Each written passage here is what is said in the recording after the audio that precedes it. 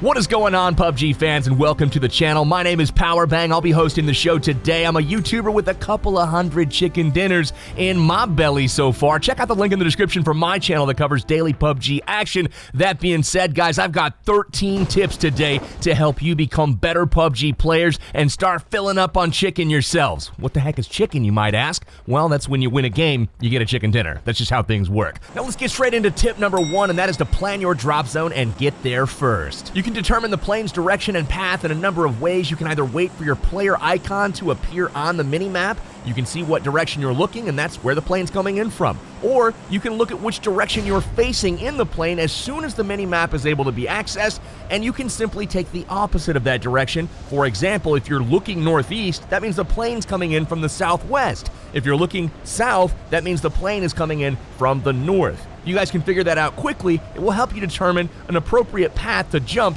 much more quickly. You're going to want to jump to the high-density loot locations to try to get geared up as soon as possible. You can find those by looking for the big city names all over the map, and as you get more familiar with the map and your surroundings, you're going to come up with some favorites that you're going to want to jump to more often than not if the plane's path allows it. Once you've chosen a destination, mark the map by clicking the mini-map. Once you've done so, a marker will appear, and that marker will then show an icon on your compass at the top of the screen, and that's the direction you want to focus your player as you're jumping. Try to take care of your positioning and maneuvering while you're still skydiving and not after the parachute is popped. Once the parachute has deployed, you want to fly directly down to your destination, whether it's a rooftop or a building. While you're on your way there in the parachute, that is a good time to look around with the eyeball tool to make sure that you don't have enemies that are landing near you, next to you, or even on top of you. You've got to figure out if you're going to land first or if they're going to land before you, and that's going to shape how you play the game from that point forward. That leads us into tip number 2. You need to gear up quickly, and you want to make sure that you pick up the very first gun that you come across. Whether it's a pistol, shotgun, or other subpar gun,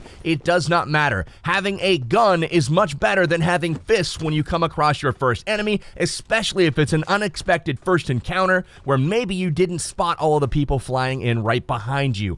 Once you guys find better weapons, obviously ditch the pistol or ditch the shotgun that you picked up, pick up the assault rifle instead, but make sure that you're looting up quickly, being super efficient with what you take, and pick up that first gun. Super important. Tip number 3 is along the same looting lines. You want to make sure that you're taking only what you need. Be super efficient. Don't take ammo and attachments for guns that you don't even have, or don't keep the ammunition or attachment from guns that you have dropped in favor of others. If you drop and pick up a shotgun and a choke and all kinds of 12-gauge shells, you want to make sure that you ditch those once you pick up an assault rifle to replace the shotgun. The attachments and the ammo will not clear out of your inventory, and that inventory space is valuable for other things such as boosts or medkits. You want to make sure that you have the space available for the items that are actually going to benefit you. Now, once you've dropped, cleared your immediate area, looted up a little bit, and you're starting to get ready to actually defend yourself or even fight, you want to take note of tip number 4, and that is to pay attention to the safe zone. Open up your mini-map, check the white circle, and if you are outside of that first white circle, you know that you need to move to get to it before that first timer counts down that's right below your mini-map and the safe zone starts to collapse. If it collapses and you're outside of it and you're in the blue zone, you will start to take periodic damage, which is not super helpful if you're trying to win the game. Make sure that you're moving inside the safe zone at all times. There's a couple different more advanced strategies for playing the safe zone. We will cover those in future episodes as well. Tip number 5 is to always move while you're out in the open. If you're in line of sight of anywhere where you could potentially be shot, make sure that you're a moving target and not a sitting duck. For players like myself that like to snipe from long range, I'm always looking for that player that stands still while looting a supply crate or looting an enemy, or maybe just looking off in the direction through his scope as well. If he stands still for a moment, that head is getting in my crosshairs and I'm gonna blow it up. So make sure you're staying very active and moving while you're looting and while you're running around. Jump here and there. You want to make sure that you are not an easy target. That being said, if you are in cover or if you've decided to go prone and lay in the grass, you want to be as still as possible while you're in cover. If you're in a building, staying still will keep you from making noise that may alert enemies to your presence, and in the grass, obviously, those visual cues are super apparent when you're scoping in on a hillside and all of a sudden you see something move. That'll cause an enemy to look in closer to your area and ultimately find you and kill you. Tip number 6 is to use the eyeball tool. Just like you did when you were dropping in with your parachute, it's super helpful when you're running around the map as well. Once you've determined where you're trying to run or drive, you want to look around with the eyeball tool so you can do a couple of things. You can scan the area to see if there are any potential threats watching you, and you can also sneak up on people by looking at them, planning your attack, and they don't ever know that you actually see them. So use that to your advantage. Make sure to use the eyeball tool as you're driving around. Don't just tunnel vision on a target or an enemy or a destination, and forget to check your flanks. Now, eventually footsteps and gunshots and cars driving by are going to start to fill up the battlefield. You're going to hear sounds. And tip number 7 is to use these audio cues to locate nearby enemies. This is absolutely imperative, and probably about 90% of tracking enemies, their location, comes from audio and not visual cues. Not joking here, guys. Having a stereo headset or earbuds is crucial to your success in this game. Highly recommend that you grab that audio for tracking and locating your enemies. To do this using audio alone, you want to focus your player's crosshair on the direction where you think the sound is coming from. Make sure the gunshots or the footsteps or the car sounds, that the audio is balanced from a volume perspective in your left and your right ears. You want to make sure that it sounds the exact same loudness, and once you've done that, you're going to be looking pretty much right at where the sound originated from. Now, the volume of the shots, of the footsteps, that is going to tell you how close the target is, whether it's super far away or if it's right next to you. Tip number 8 expands upon the same process of tracking and locating your enemies when there are audio cues going off in the game. If you hear gunshots, put your crosshair where you think they're coming from, but immediately put your eyeballs, your visuals, on the minimap. Look at the minimap, and there's going to be an orange radar blip that pops up on that minimap, and that is going to tell you the general direction of where those shots came from. Now, if you can combine your hearing and your seeing so that both of these senses are telling you the same direction, there's a great chance that you're going to find your enemy in that direction. Now, you can also use your minimap to plan routes. All you have to do is look at it, tap it to open it up, make it big. You can pinch it to zoom in or out, and then once you've done so, you can mark the map just like you did on the flight in to plan your routes, and that'll again put a marker on your compass that you can track and follow at any time, making navigation a breeze. Now, once you've been in a few fights or taken some fall damage or gotten in a sticky situation in the gas and you've lost a little bit of health, tip number 9 is going to come in super handy, and that's to make good use of boosts and keep your player at full hit points. You want to make sure that you're not suffering by going into fights missing any HP at all. That is going to put your opponent at a significant advantage. There are a lot of weapons in the game that are balanced to where 1 or 2 shots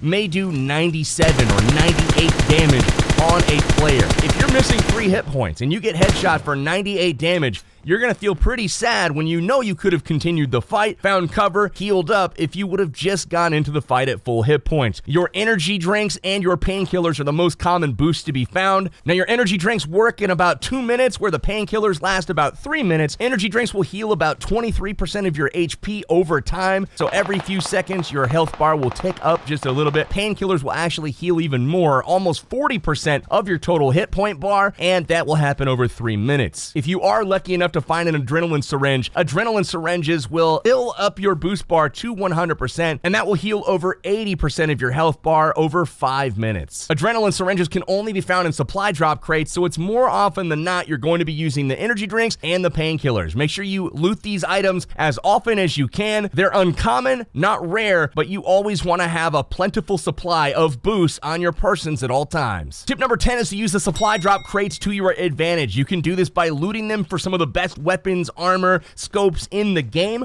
or you can use them as bait. If you're able to get to a crate first, loot it, and get a little bit away from it, you can continue to watch the crate as other players in cars and vehicles and even on foot will surely approach it to see what was in the crate, and you can shoot them dead pretty easily. Or if you come up onto a crate late and it's been down for a while, you know that there's probably people in the area. You can come up on full alert and make sure that you're able to pick these guys off as they're trying to escape that danger zone of around the crate. Tip number 11 is to make use of the prone stance on your own terms. rounds. This means that prone is a very valuable way to hide your person and make yourself less visible. This is essentially laying down in the grass, snaking around, hiding, and attacking by surprise. That is something that is very, very effective, but it is not effective if you're not doing it on your own terms. What do I mean by that? Go prone when nobody has seen you approach an area. Don't go prone if you're being shot at. If you decide to lay down after you've already been acquired by somebody that is putting their scope on you, you are dead. They know exactly where you laid down because they're looking right at you. If you are being shot at, instead of going prone, run to the nearest cover, zigzag, jump around, make yourself a difficult target to hit, but going prone while somebody's shooting at you is essentially waving the white flag and surrendering. Unfortunately, in PUBG Mobile, there are no prisoners of war. You're just gonna die. In this game, I was able to obtain a ghillie suit and get to an area undetected, so once I went prone, I was able to sneak attack my enemies without them ever knowing where I was. Tip number 12 is to fight from cover to decrease your exposure to your enemies. People are going to be looking to take you down constantly, and if you're able to fight from behind a tree or inside of a house, yes, you might get shot, you may take some damage, but you can go behind that cover during the fight and heal up. You can even get all the way back to full health before you re-engage.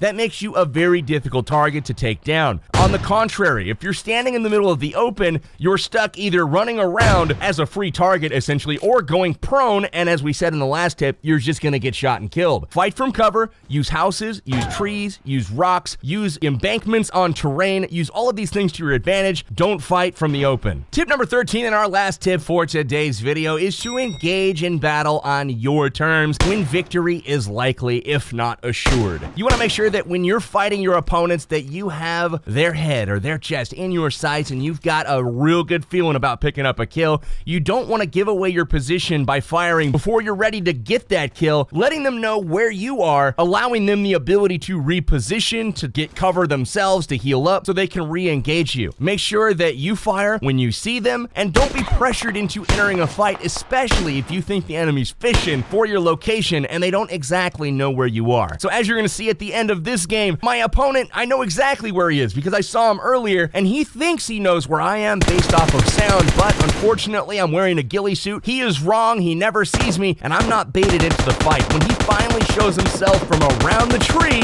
I'm ready for him. Pop him right in the chest, get him in the head, and boom, winner, winner, chicken dinner. That is how it's done, ladies and gentlemen. We'll add that notch onto our belt, another chicken dinner. We're full around here, baby. If you guys are liking the tips, if you're liking the trips, make sure you subscribe to the PUBG Mobile channel. We're gonna be putting out a ton of amazing videos over the next several months that are gonna help you guys become a better player and have some more fun playing PUBG Mobile. For now, I'm your host, Powerbang. I'm signing out, and I'll be with you guys next time.